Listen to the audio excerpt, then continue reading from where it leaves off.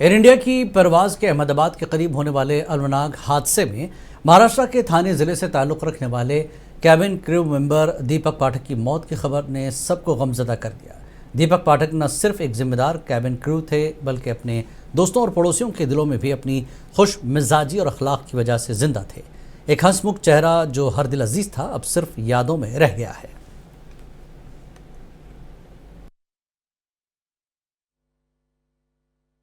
उनका उनके जो पिताजी का स्वभाव भी अच्छा है और उससे बहुत ज्यादा करके वो बच्चा था, वो सबसे मन में जो मिलता है वो सब बच्चे से लेके बड़े सबको रिस्पेक्ट से बात करता था, सबसे अच्छा हंसमुख के रहता था और बहुत मन में छुपा था।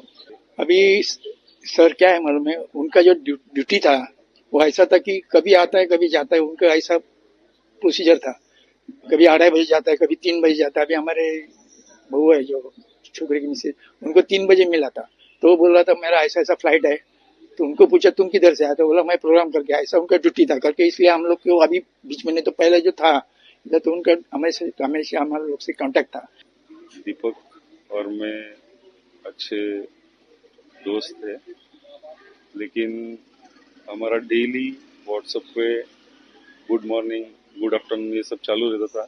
लेकिन उसका जो जो नेचर है एकदम अच्छे दोस्ती, सबके साथ दोस्ती बना के रखना, सबको आवाज देना और अपना ड्यूटी अच्छे से निभाना, वही हिसाब से वो चलता था।